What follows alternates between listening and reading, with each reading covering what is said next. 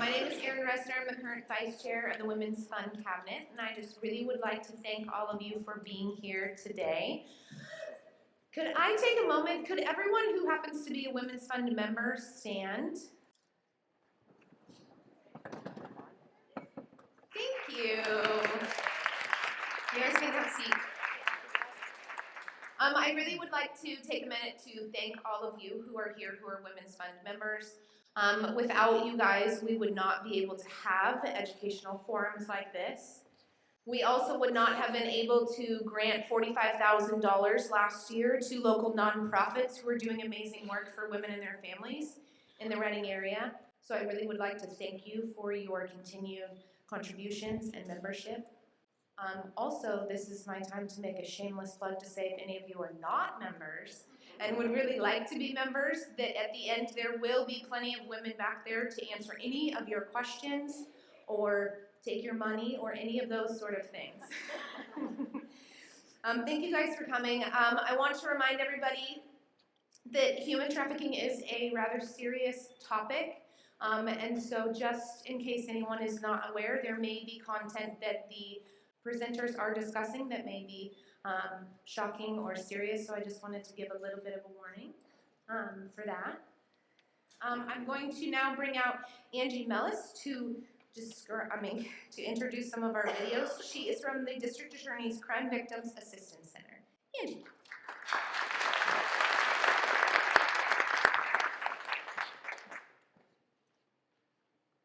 Good afternoon. Again, my name is Angie Mellis. Hi, I'm Forrest Wild. And with me, I brought Forrest Wilder. So I am the Program Manager of Crime Victims Assistance Center in the District Attorney's Office, and it's really incredible to see our community coming together about this topic of human trafficking and keeping our children safe. We have come to recognize human trafficking as a form of modern-day slavery. In rural areas such as Shasta County, it's really difficult to identify and locate traffickers and buyers. As a county, though, we have really started to come together around this piece of education and informing our community about the different things that to be looking for and be aware of. Some of the things that we've noticed is that traffickers operate out of hotels for short periods of time. They move on before too much attention is brought to their operation. In one recent case in Shasta County, it involved multiple trafficked women, and through the course of the investigation, it was found that these women were brought to Reading for short periods of time and then moved back to Sacramento, and that some of those things are the reasons why it's very difficult for us to find the victims and provide them with the services and support that they need. We're starting our presentation this afternoon with a series of short video clips that are provided by our community members that give their opinions and perspective about how they see trafficking in our community. And then after that, we will start our presentation with our presenter.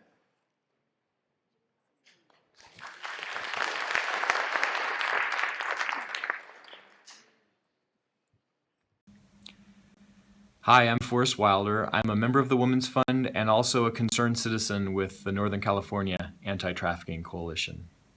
I think one of the things that we need to understand locally as a community about sex trafficking is that it can come in many different forms. So it's not just the woman who was kidnapped and then sold for sex in another state, but it's that 19-year-old girl who met her boyfriend in the mall and is now being threatened by him with physical violence if she doesn't have sex with other men for money or for drugs. Or it's that masseuse who came from another country and has been told by her boss that if she doesn't perform sex acts, he'll call INS. Or it's that 16-year-old runaway who is living with an older man and trading sex for a place to stay. Unfortunately, I think too often we see prostitutes as willing participants, and often there is a lost and scared young lady who has a chain around her brain. And I think we as a community need to broaden our perspective and our understanding of human trafficking so that we can, one, be able to recognize victims, and two, help to free them. Thanks. Hi, I'm Yvonne Martinez, and my area of specialty is working with victims and trauma resolution. I think it's important that the public understands that 90% of our behavioral health issues and addiction is rooted in unresolved trauma. This isn't just a problem of a family, it's a problem of a community and of an entire nation who has overlooked the devastation that has happened to many of our kids that have been abducted and what has happened to them in the hands of traffickers. Human trafficking looks very different based on where you live. Usually when people ask us what human trafficking is, technically it's the use of force, fraud, or coercion in order to force somebody into commercial sex. But there's all different types of trafficking in America. There's pimp-controlled, gang-controlled, survival, familial, rural, urban, sex trafficking, labor trafficking. Based on where you live is really going to determine what type of trafficking exists in your community. Yeah. I know in Northern California, you know what it looks like. In Reading, it looks like this. It looks like the survival trafficking. And also familial, where families are trying to survive by selling their children, or even just runaways and homeless on the streets are trying to survive by selling themselves. Yeah, I think the important thing to remember about survival trafficking is that the perpetrator also is the buyer. So the trafficker and the buyer become the same person.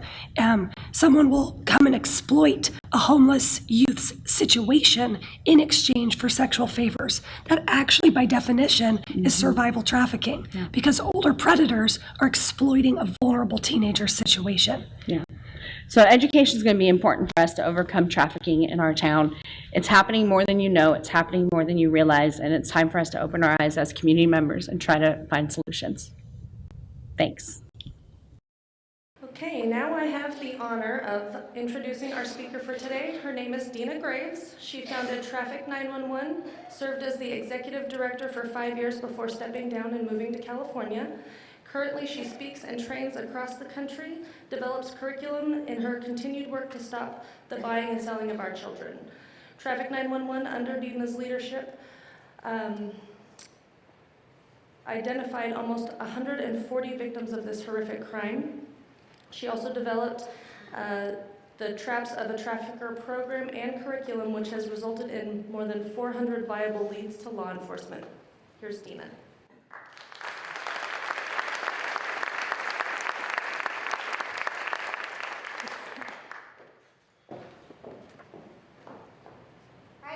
Thank y'all so much for coming today, and to the Women's Fund for putting this on, especially Catherine Lowe.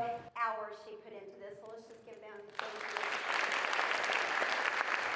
All right, so they asked me to tell you a little bit about myself. Let me start off by telling you I'm a Texas girl, born in the Dallas-Fort Worth area. Spent almost my entire life there until I moved to California about a year and a half ago, actually to Reading.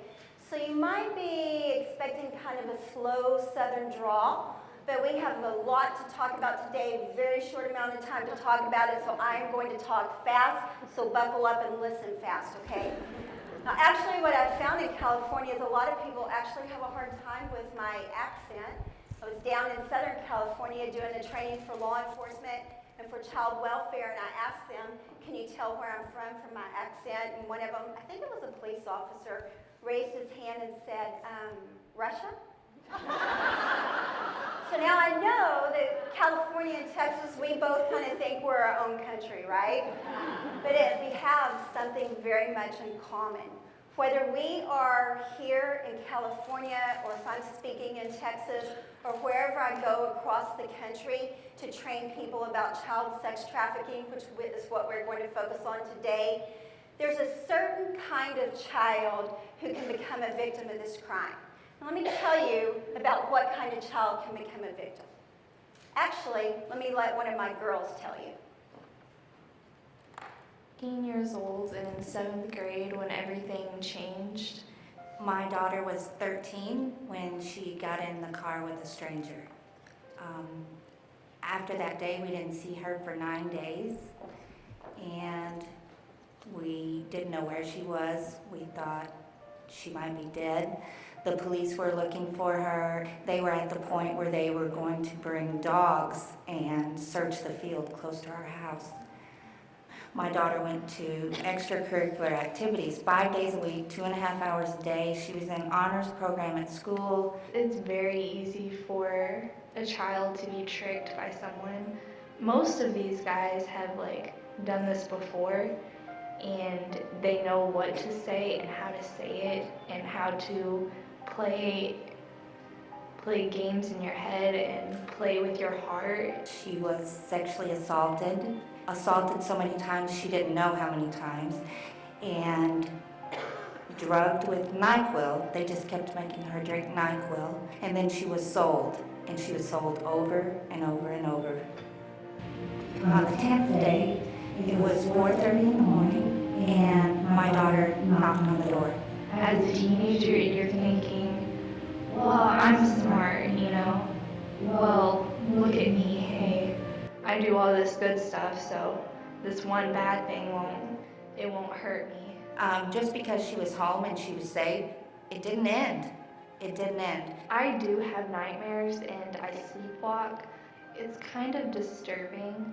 So those flashbacks come and it's scary.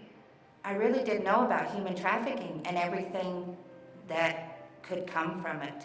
It hurt me so much to know that what he did should cost him a lifetime, and him only getting 10 years has just like broken my heart. He got a 10-year sentence.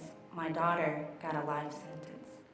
All right, so you tell me what kind of child can become a victim? Any child, right? Let me tell you this little girl's story. She was 13 years old, gifted and talented student, a dancer and gymnast who competed at the state level. But how many of you have kids? Kids ever been mad at you? Okay, so on this particular day, this little gifted and talented student is furious with her parents because they've taken her cell phone away from her for texting with a boy. So she asked her parents, could she not go to dance or gymnastics or whatever it was that day and stay at the school and watch the boys' basketball game? And they say yes. So she's sitting in the stands, she's talking to her friend, she tells her friend, man, I just don't get it. He asked me a question about homework, I answered him, no big deal, and they took my phone away from me. Then they keep talking a little bit. She tells her friend, and you know, I do everything they want me to do. I make good grades, do all this extra stuff, never ask them for anything. The only thing I've ever asked them for is a tattoo, and they won't let me have a tattoo. So in a little bit, she gets up and she goes down to the concession stand. Now this guy has been sitting behind them listening to their conversation. They haven't paid any attention to him. And neither had anyone in the school, although this guy's been hanging out at these games, and he knows no one in that school.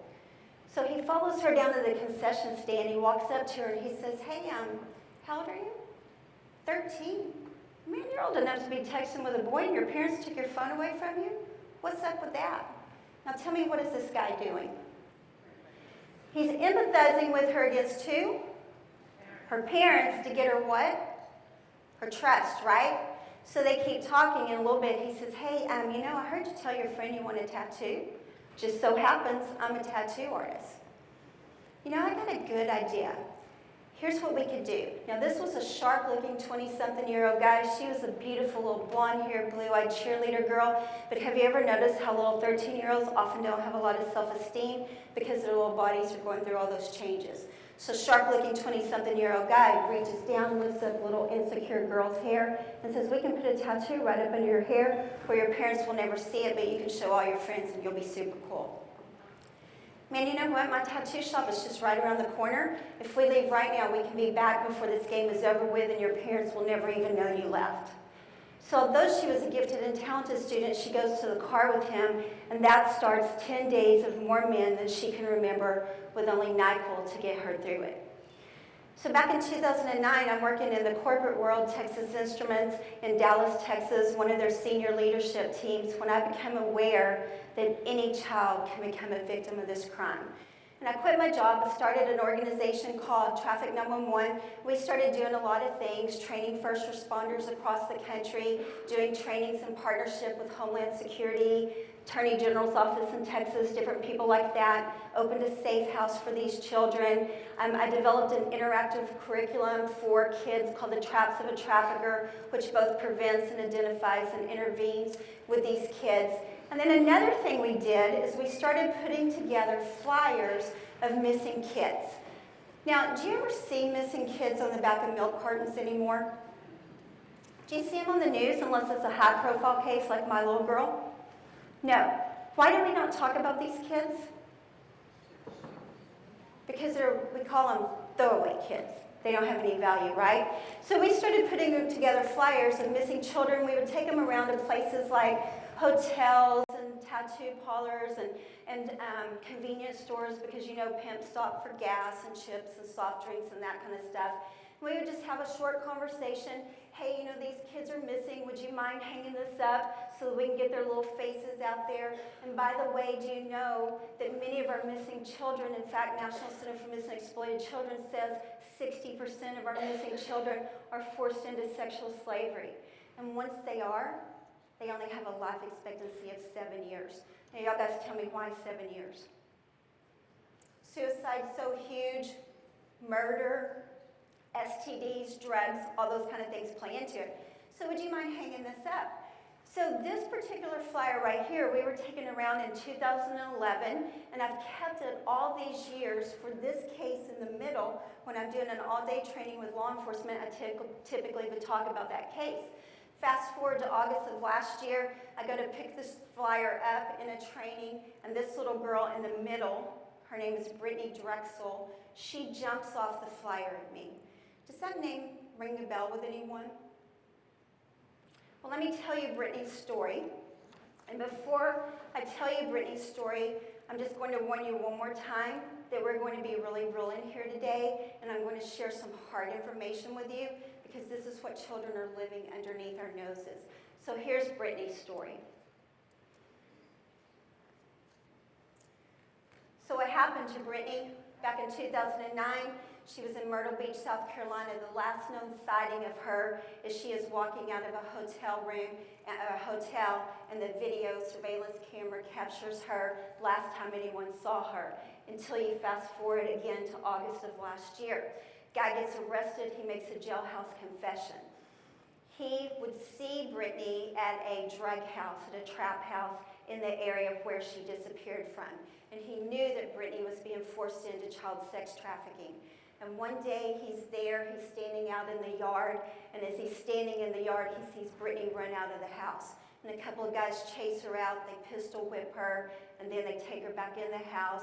He hears a couple of gunshots, they wrap her up in a rug, take her and throw her in a swamp thing, and she gets devoured by alligators. Now I'm telling you that story today because according to our Attorney General's office in the state of California, we have 305 transnational gangs, crime syndicates operating in our state. 18 local gangs, in addition to that, have ties to these transnational crime syndicates. We know the cartels are operating in our marijuana grows and all that kind of stuff. Recently, I was in a juvenile hall in the North State area, and I'm not going to tell you with any of these stories which one, because I want to protect the identity and the confidentiality of these children. And a little girl shares this story with me after I do the traps of a trafficker. She was 15 years old when I met her.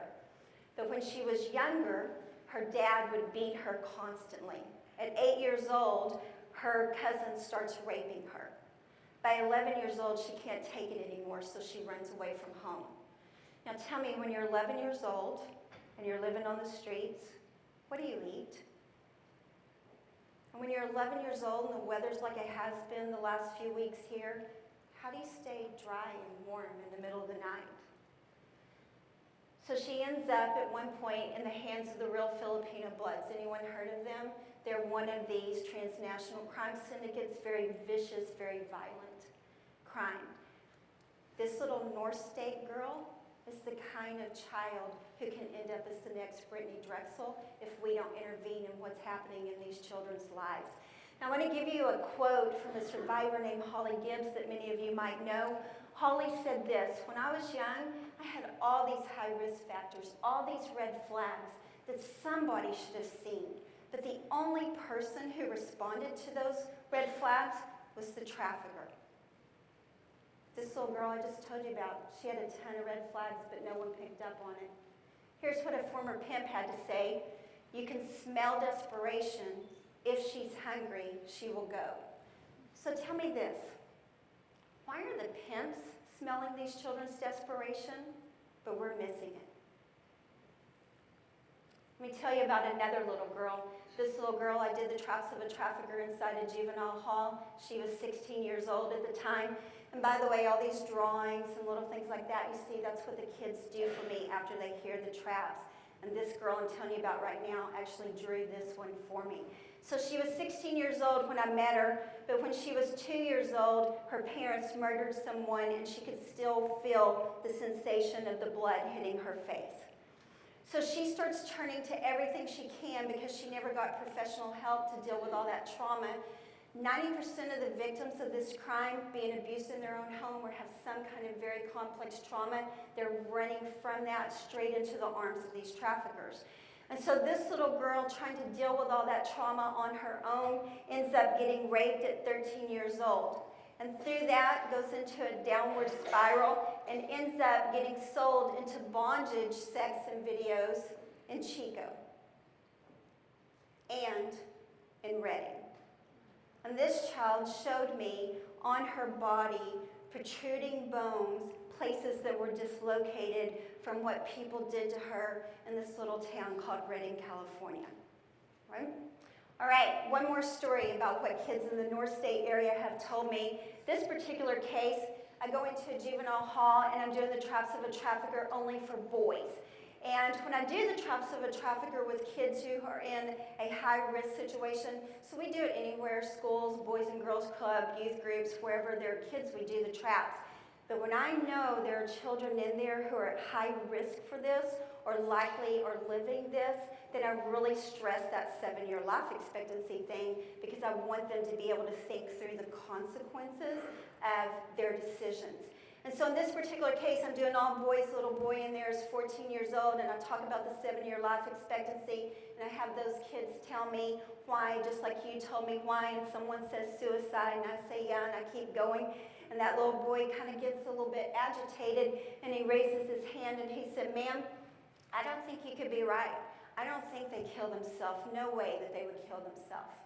I said, "Yeah, well, actually, I'm afraid they do," and I keep going. A few minutes later, he raises his hand again. "Ma'am, are you sure? Are you sure that they kill themselves? They commit suicide?" And I said, "Yeah, I'm sure." I keep going. And so at the end of the traps of a trafficker in juvenile hall, the kids can talk to me one-on-one if they want to, and this little boy asked to talk to me. And he tells me privately that he had a really good friend at school who was being bullied. And so to try to become popular, she starts having sex with anyone at school who will have sex with her. Now, he has some friends who are selling girls, and he knows on average they can make about $200,000 a year tax-free money on one girl. And so he goes to his classmate and he says, "Hey, since you're already having sex with people, what if we made a little bit of money off of it?" And he starts selling his friend into prostitution. Right before he goes into juvenile hall, his friend starts Snapchatting that she wants to kill herself. So when he hears that 7-year life expectancy thing, the red flags start going off. He understands the consequences of what he's doing.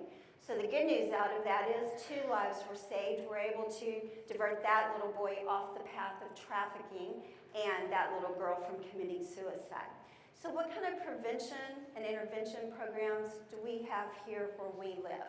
Because I want to tell you, in addition to the kids who have disclosed to me here in the North State area, you can easily go online, even right now while we're sitting in this room, and find our children for sale in online sex ads. Now, for those of you who are familiar with a website called Backpage.com and know that it just got shut down, let me tell you, didn't miss a beat. Found ads this week that I know without a doubt children are being sold here in Redding. So because it is illegal for them to advertise someone under 18 for sex, they always advertise them as at least 18, anywhere from about 18 to 26, you could have a child in that ad. So what these people do is they use indicators. If you really want a child, here's a highly likely chance this is a child in this ad.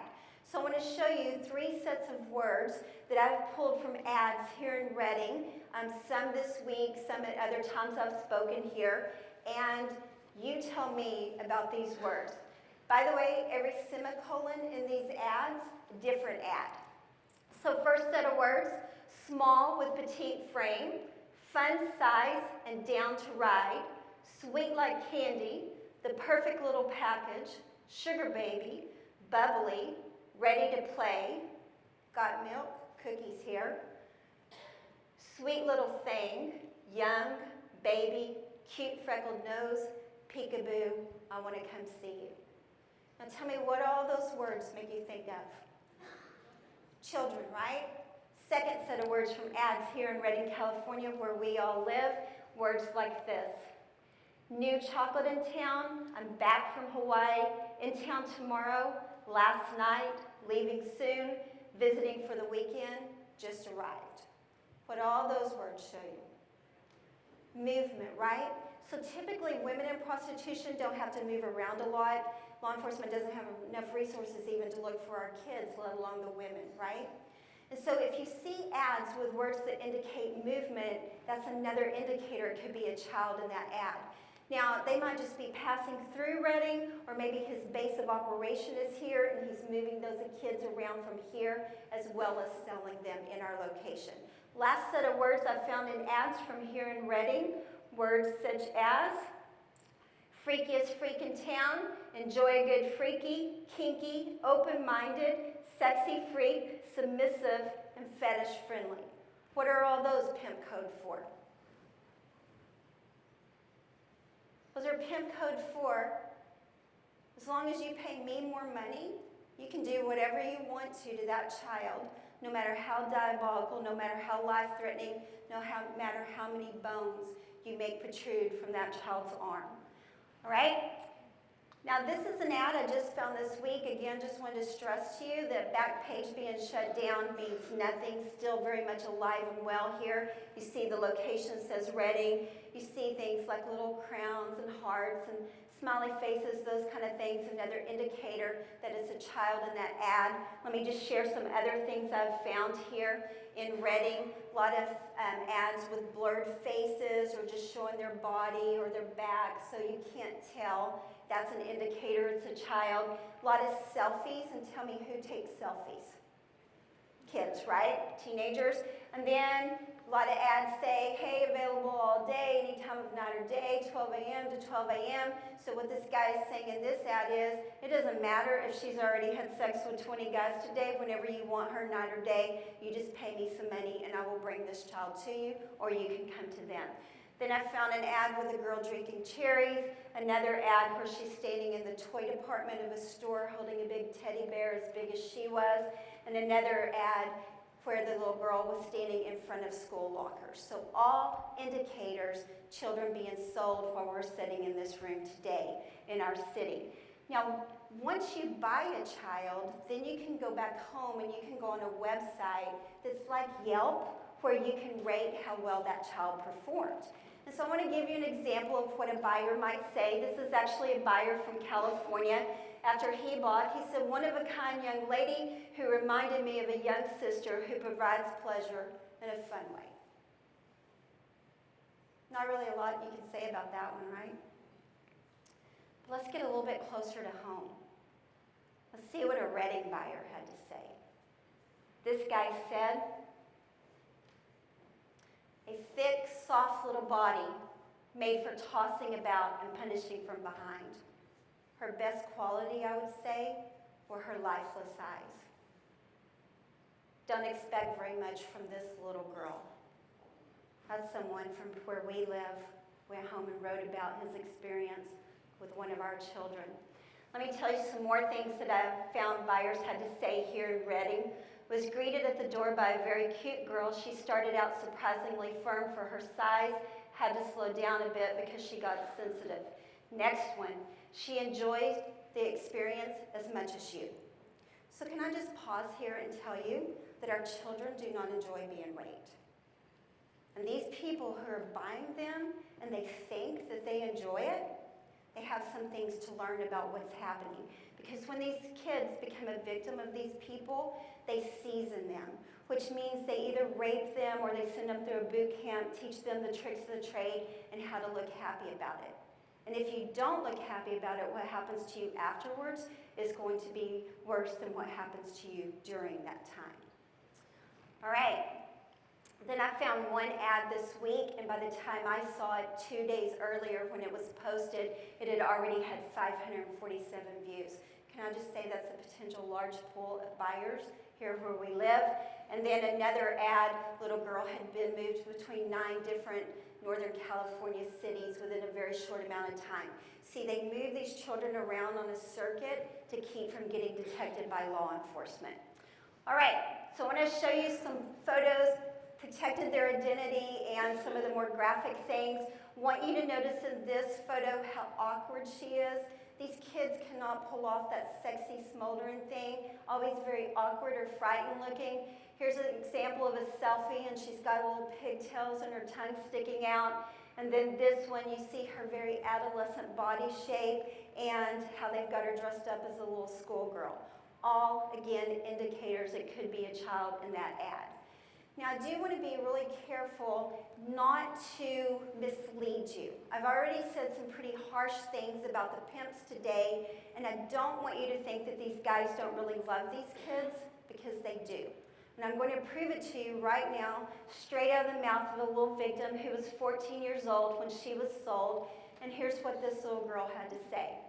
Yep, you know what, my pimp, he was pretty violent. He'd pistol whip me, he'd do all this stuff to me. Sometimes those guys that he put me out with, they were pretty dangerous too. They would beat me, but I knew, I didn't have a doubt in my mind that my pimp loved me, because he promised me that he would buy me a taser as soon as I made enough money to pay for it.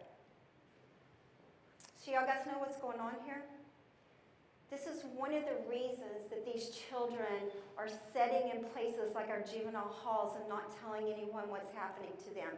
And I want to really bring this point to life for you, because this is one of the most critical things for us to understand today, besides the fact that any child can become a victim.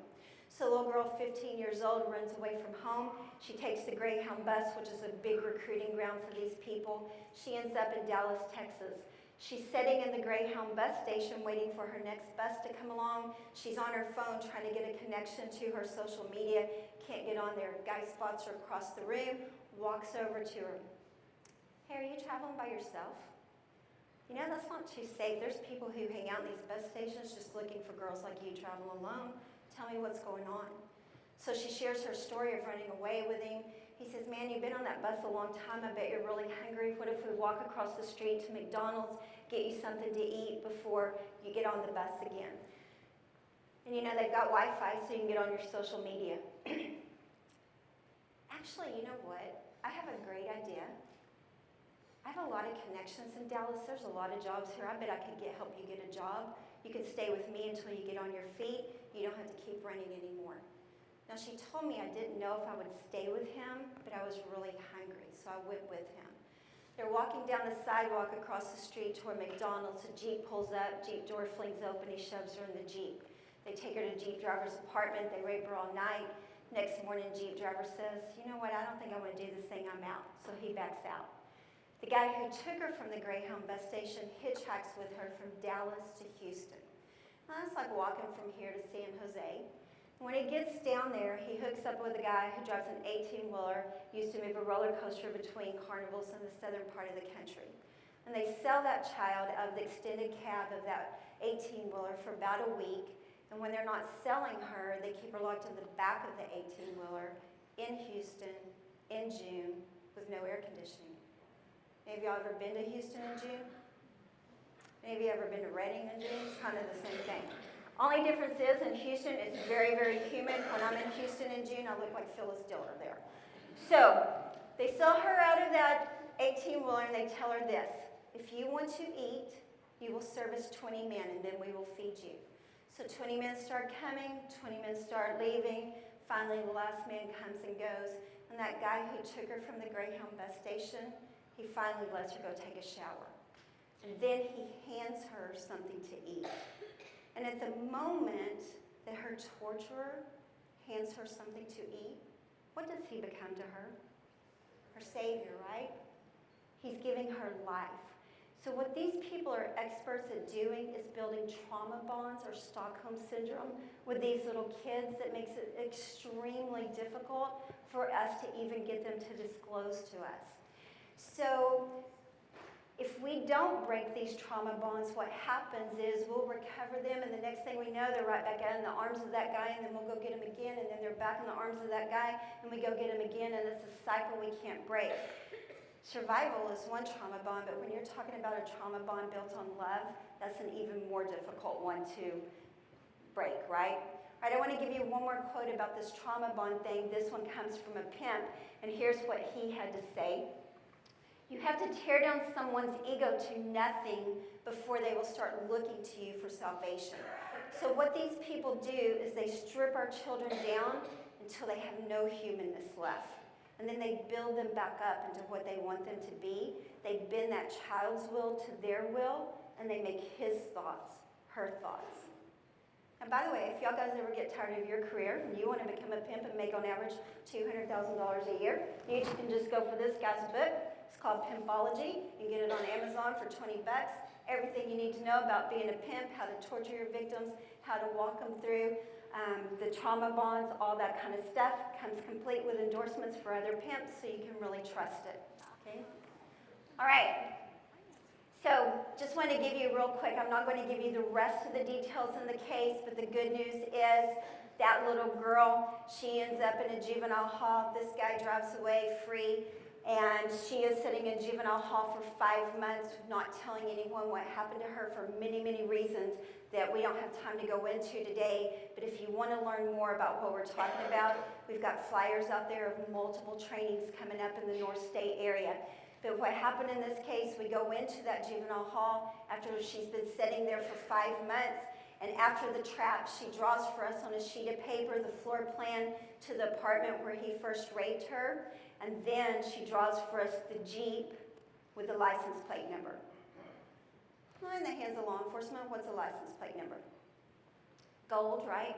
So they go track this guy down. He's now in Louisiana. While she's been sitting for 5 months in juvenile hall, he's been free to leave a string of victims from Houston all the way to Louisiana. One of the biggest things I see in this is our kids are sitting in there hidden under these other charges, and the bad guys, whether it's the pimps or the buyers, free to create this endless cycle of victims for us to have to deal with. All right, now I do want to just tell you real quickly, Shasta County, full of children who are high risk for this crime. I'm going to give you some numbers here. These numbers are a snapshot in time, so just know that they fluctuate, but it'll give you a big overall picture of our children who are at high risk here where we live. So first of all, 1 in 4 children in Shasta County live in poverty, and then we have almost 4,000 children who live not just in poverty, but extreme poverty. Hopelessness. And by the way, on this slide, think not only children who can become victims of this crime, but children who are highly likely to maybe become a recruiter or a trafficker themselves, and also think prevention as you see these different things on here.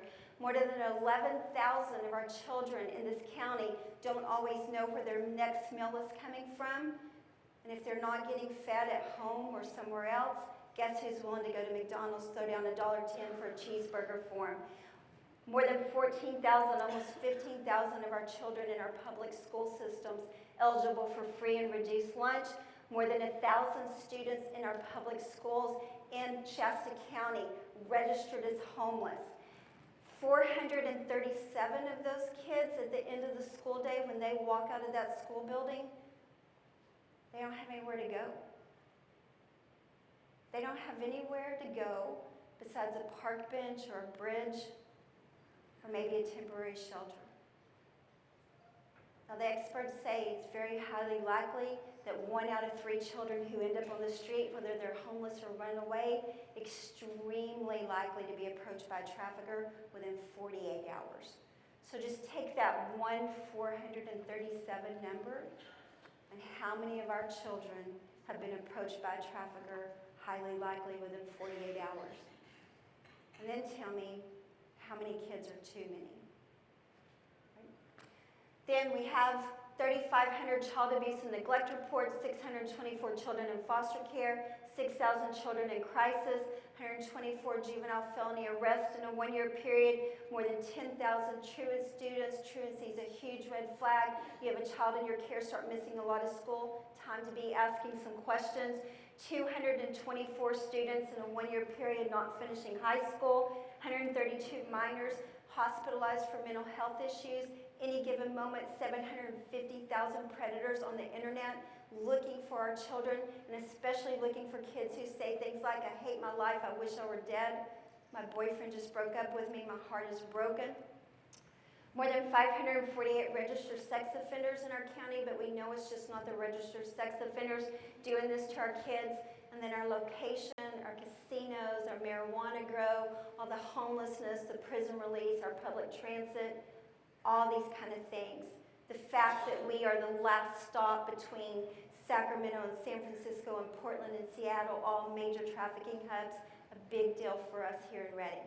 But I gotta tell you, if I were a pimp or I were a buyer, the reason I would hang out in Redding is because I could only find one conviction that Angie talked about, right? And that was the little girl who escaped and told someone what was happening to her, and I can't find any convictions of buyers. So it's a pretty good place to hide out, right? Until we start looking for it, these guys know that they have free reign. All right, so let me give you just real quickly some red flags you can look for. I am telling you, I am giving you like top of the iceberg on red flags because of time. Again, if you want details on this, you'll have to come to a training. So a child who's very sleep deprived. I had one little girl, 14 years old, sold in 6 states in 30 days. Barely got any sleep during that 30 days. So that's a red flag. A child who looks very malnourished or she's eating as if she hasn't eaten in a week. All you have to do on this one is think of, if you want to eat, you service these 20 men. They use food to punish them, make them be compliant. Sudden change in the way they're dressing, the way they're acting. Maybe all of a sudden she's from a concentrated poverty neighborhood and she's carrying around a Coach purse. Well, maybe he's grooming her or giving her just enough stuff to keep her going. Very scripted answers. They teach them exactly what to say, how to say it if someone in authority starts asking questions. Now, what I'm talking about with this one, we tend to think that someone in prostitution has to be wearing short skirts, stiletto heels. If you're Stockton Avenue, Sacramento, or one of those sex ads, yes. But if you're in a community like Redding, these kids are going to be dressed like our kids are dressed.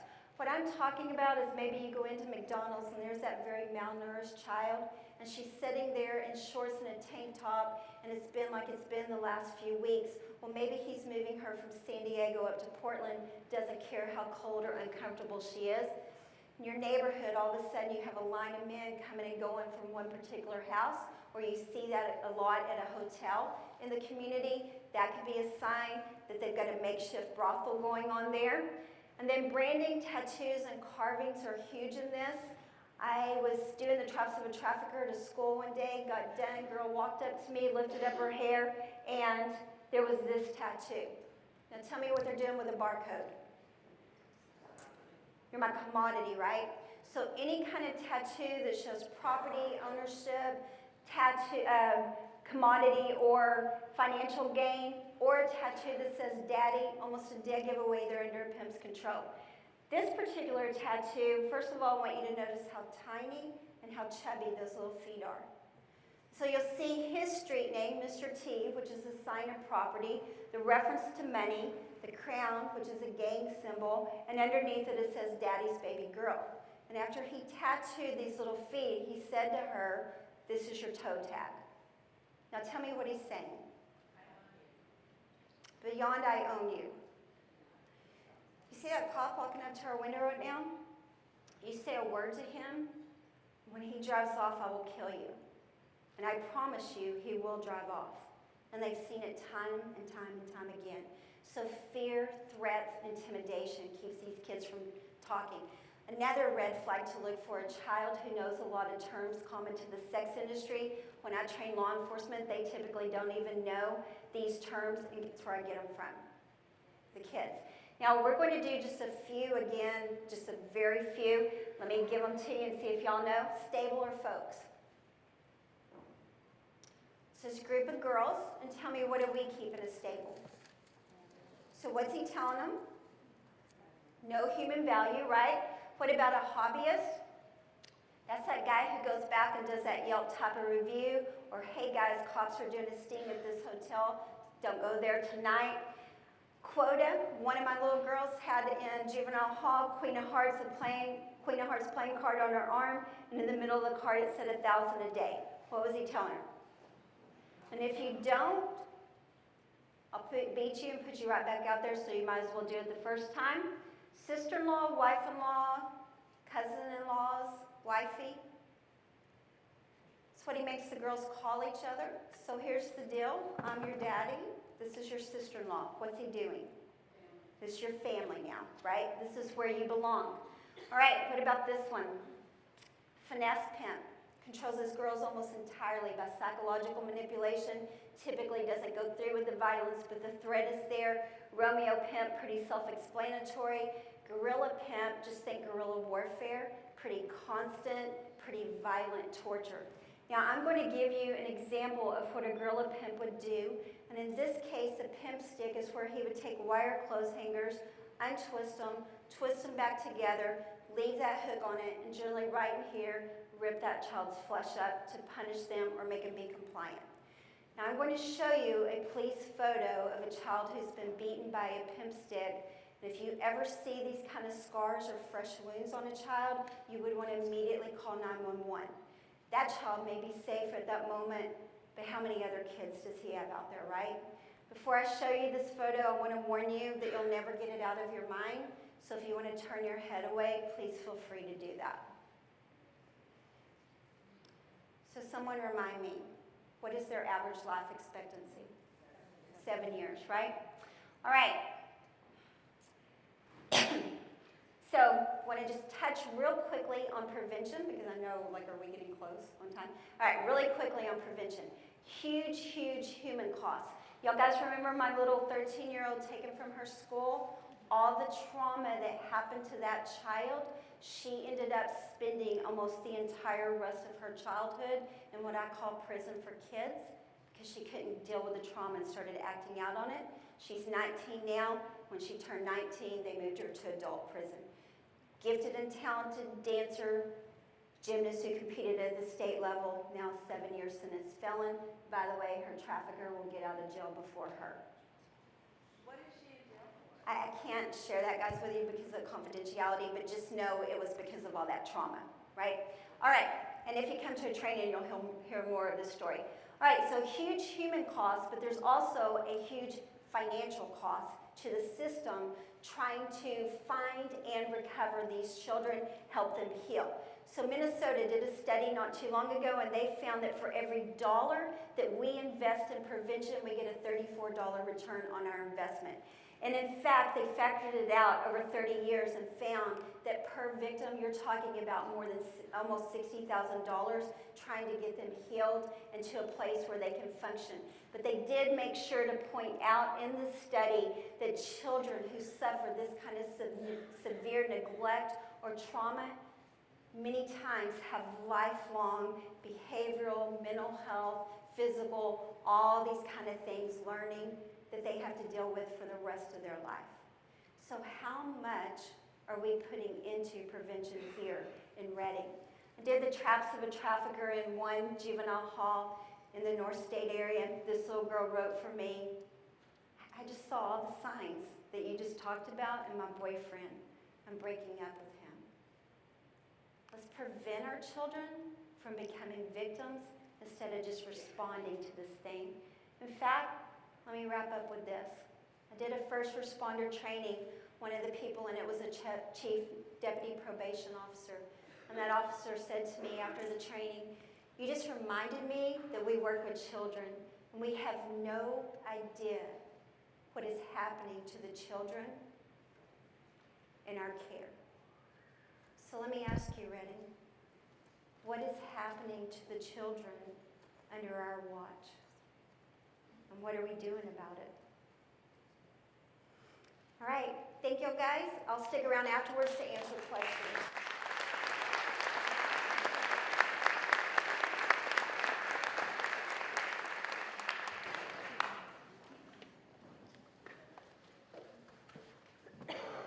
Okay, next we are going to hear briefly from Ed Miller, who is the Assistant Chief of Probation here in Shasta County.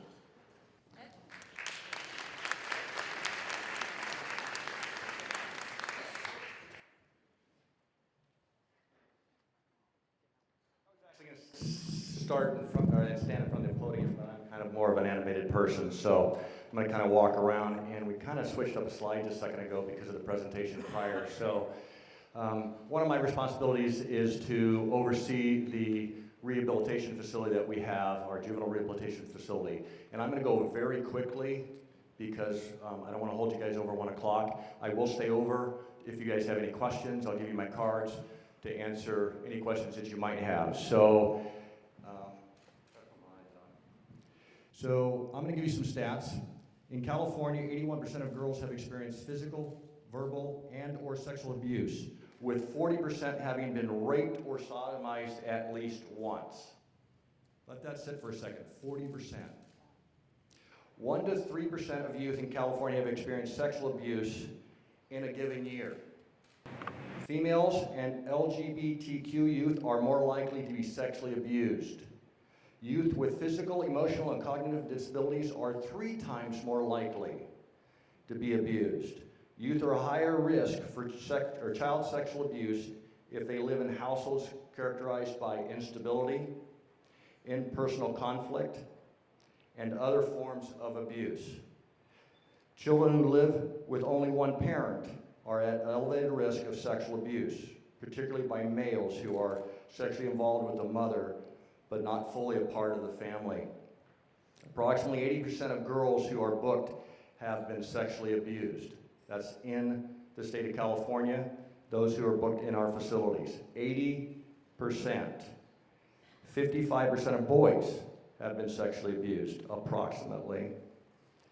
The previously mentioned categories that I just gave you, take that category of kids are at a much higher risk for being trafficked in our own communities and throughout the state of California because of the frame of mind they're in, the trauma they've been in, the abuse they've been in.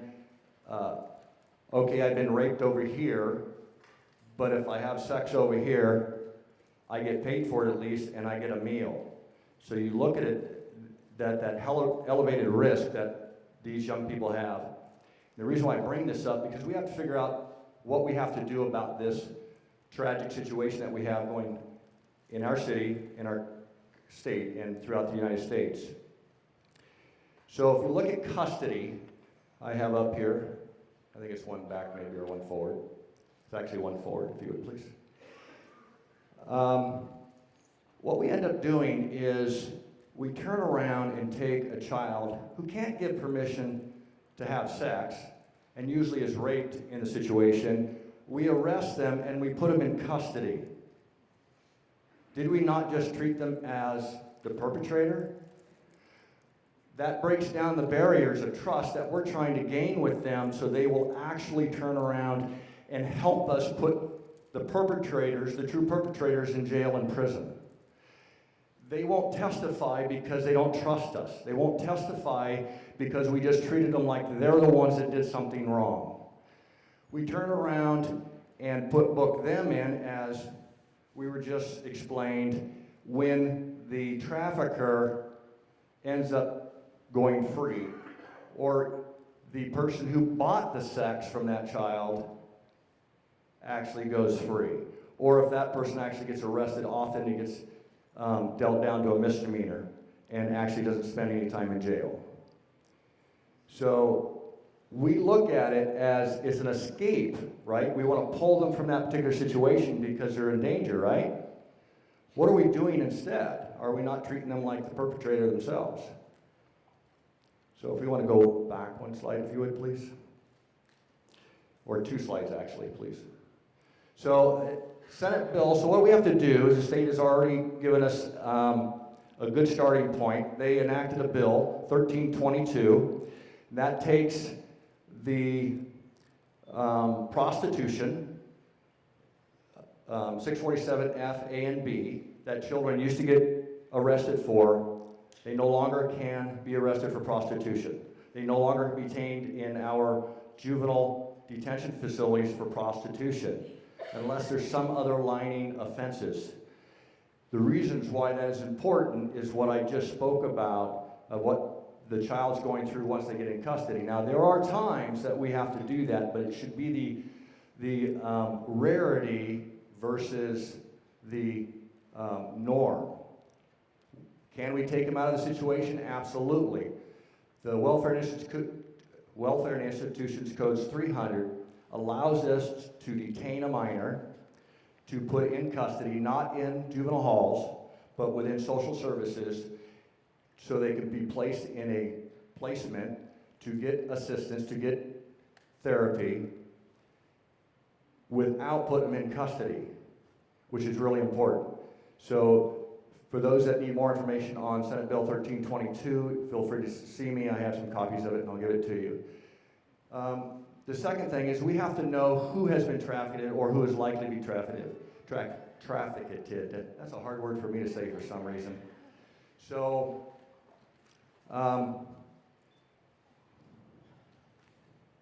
Westcold Children's Clinic is a organization down in the Oakland area. They specialize in health clinic serving vulnerable children, youth, and their families. They developed a tool called the Commercially Sexual Exploitation Identification Tool. CSEIET, pronounced see-it, which actually makes a lot of sense because we want to see what's going on and to be able to prevent this from happening.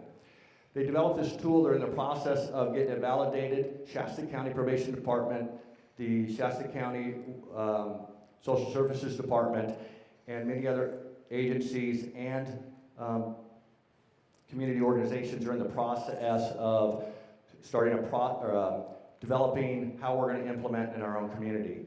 And so the hope is that we can start looking at the population that we're working with, that social services are working with, so we can start identifying these children that are being abused.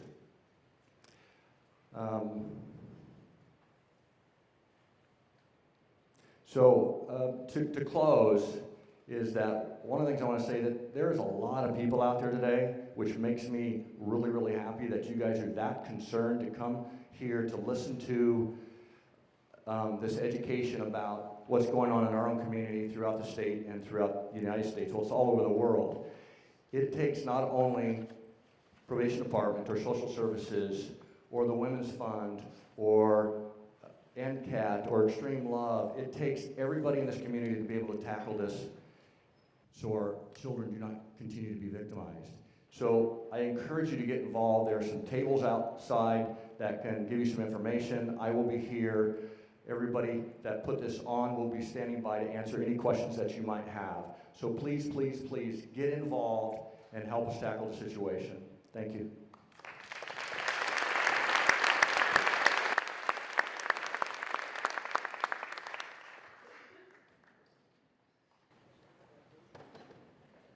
That is all that we have for today. I want to say thank you to everybody for coming. I know that was a really heavy topic, so I appreciate all of you being in this room. I know that oftentimes when we talk about tough subjects like that, because it's hard to hear, that people often just shy away from those topics. So I really appreciate all of you guys being here. There are tables outside. There are flyers outside. If any of you heard something and you felt enraged or motivated, there are tables outside to ask about for resources. There are flyers that list resources if you would like to do more research. And I just really would like to thank all of you for coming. Thanks. Have a great day, guys.